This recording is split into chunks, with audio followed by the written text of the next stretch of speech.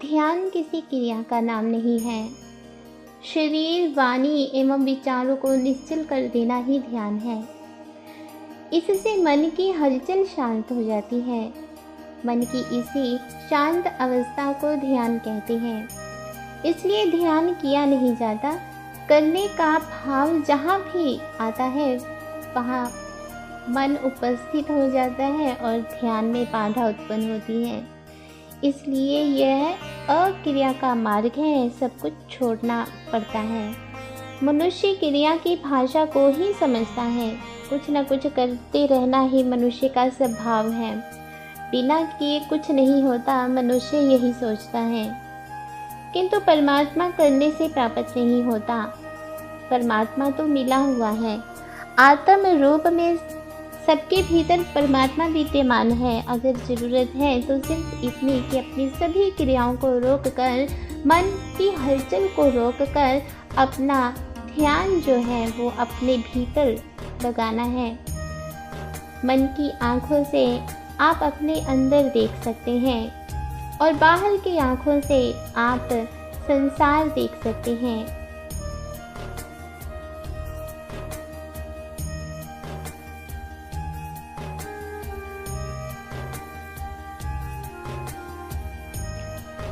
सृष्टि का एक ही अनादि तत्व जब अव्यक्त अवस्था में होता है तो उसको ब्रह्म अथवा अनादि शक्ति कहा जाता है।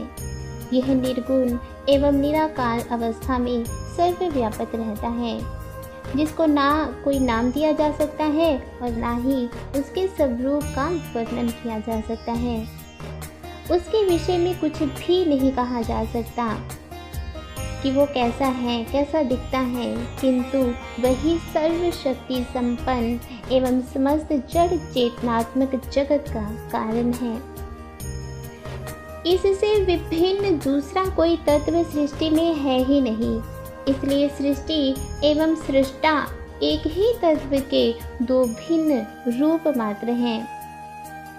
इस अनादि तत्व में सर्वस्फुरना के कारण दो प्रकार की शक्तियों का आविर्भाव होता है, जिसमें एक इसकी ज्ञानात्मक शक्ति है और दूसरी है क्रिया शक्ति। ये जो क्रिया शक्ति है यही सृष्टि की रचना का कारण बनती है।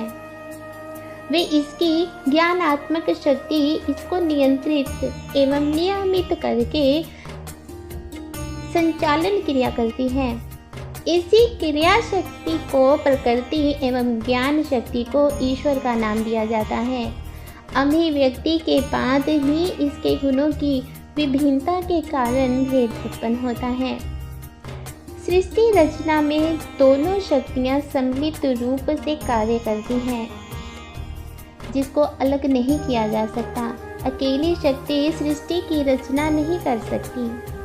सृष्टि में जो कुछ भी दृश्य हैं वे सब प्रकृति रूप से क्रिया शक्ति का ही रूप है और ज्ञान शक्ति इसके भीतर रहकर इसका सुनियोजन करती है जो अदृश्य है। इसे देखा नहीं जा सकता किंतु इसका अनुभव किया जा सकता है। इसका अनुभव करना ही अध्यात्म का विषय है। जीवन के दो पक्ष हैं, एक है उसका भौतिक पक्ष और दूसरा है उसका आत्मिक पक्ष। भौतिक पक्ष उस आत्मिक तत्व की अभिव्यक्ति मात्र है। भौतिक पक्ष स्वचलित नहीं है बल्कि आत्मिक शक्ति से संचालित है। यह आत्मिक शक्ति ही चेतना शक्ति है जिसका अनुभव ध्यान द्वारा किया जाता है। ध्यान एक अनुभव है, एक सुखद अनुभूति है, एक आनंदमय स्थिति है जिसका अनुभव होने पर सभी दुख, शोक, संताप मिट जाते हैं और मनुष्य को जो प्राप्त होता है वो है परम आनंद।